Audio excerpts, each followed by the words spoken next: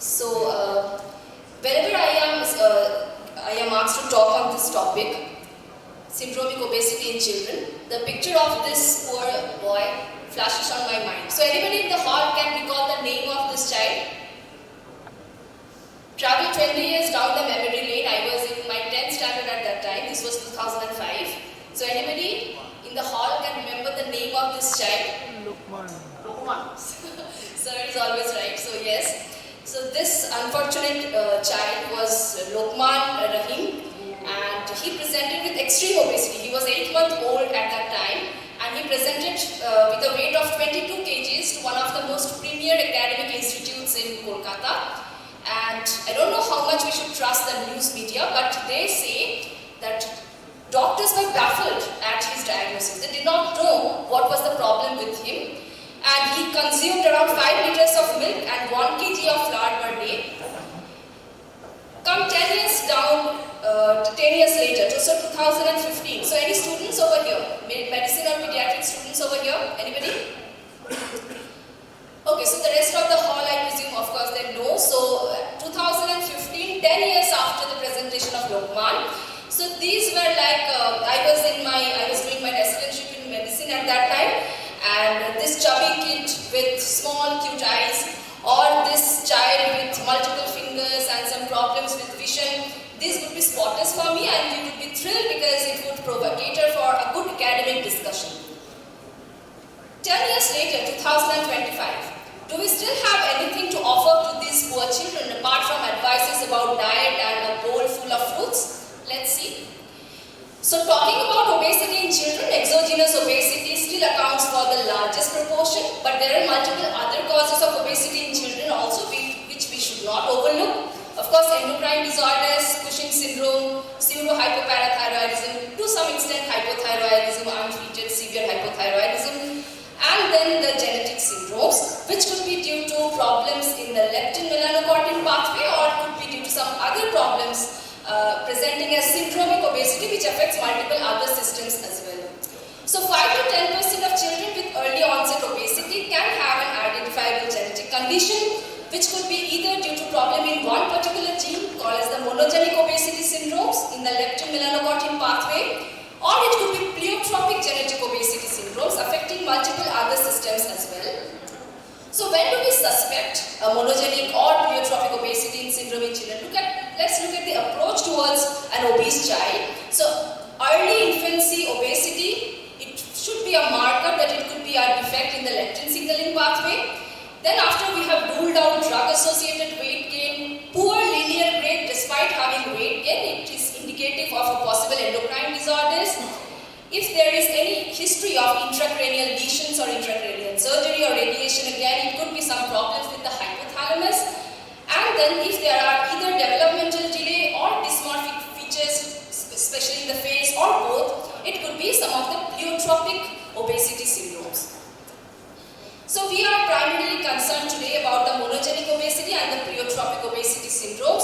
So rapid weight gain right from the early infancy is the most important feature, which could be a pointer towards genetic obesity syndromes. Then severe obesity, BMI higher than the 97th percentile for age. Persistent hyperphagia, mostly reported from 6 months of age, in many cases later on.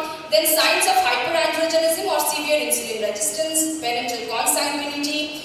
Here, family history is mostly negative because most of the syndromes are autosomal recessive, or there are some other pointers like tall stature, decreased pigmentation of hair and all. So if we look at why these kids are obese or why all of us are obese, we predominantly have an orexigenic arm which controls hunger, which increases hunger, and an anorexigenic arm which increases satiety working in the hypothalamus. So the predominant neurons of the orexigenic arm are gout-related peptides and the predominant neuropeptides and the neuropeptide Y. And for the anorexigenic arm, it's POMC and CART neurons. I have a very stupid acronym to remember this. A gout-related peptide A gene is like arogale, and anorexigenic arm is POMC CART. So parpona ore arche. So like that. So when leptin from the adipocytes go on to act on some of these receptors, of the leptin receptors in the hypothalamus, and gives a positive stimulus to the anorexigenic arm, that is POMC CART neurons, and via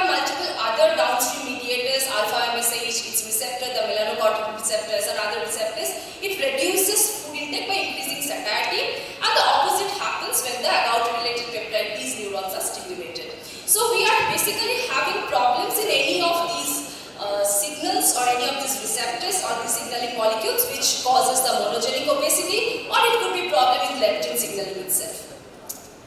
So talking briefly, very briefly about the monogenic obesity syndromes, because these are very rare. So leptin receptor, POMC, the enzymes that cleave POMC, and the downstream mediators like BDNF, DRKB, etc. So leptin deficiency and leptin receptor deficiency are amongst these more common. So these usually have normal birth weight, but within the first few months of life, they have a very rapid weight gain, almost insatiable hunger right from infancy, because this is because of absent leptin or resistance to leptin, which stimulates the starvation response.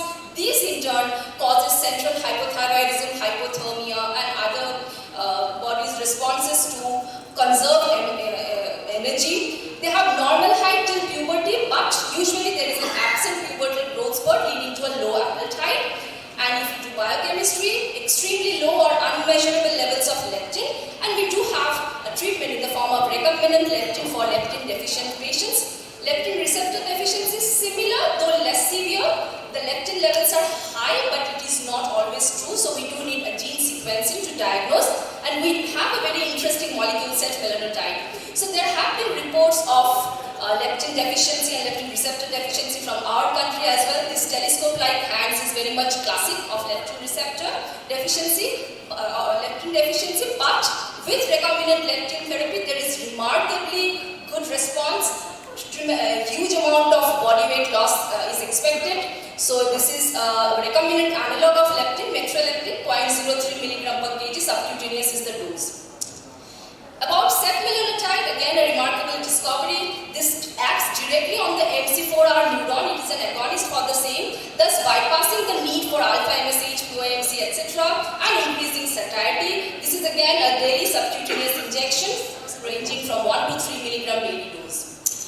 Now talking about POMC, while it cleaves to give alpha MSH, which is a satiety signal, it also gets cleaved to give other molecules like ACTH, which is important for pigmentation and other responses as well. So whenever my 4-year-old toddler is singing chubby cheeks, dimple chin, curly hair, very fair, this is the thing that comes to my mind, POMC deficiency, because these kids, apart from being very fat, they have red hair and very fair skin. But again, with setmelanotide, a very good response is expected in POMC deficiency cases as well.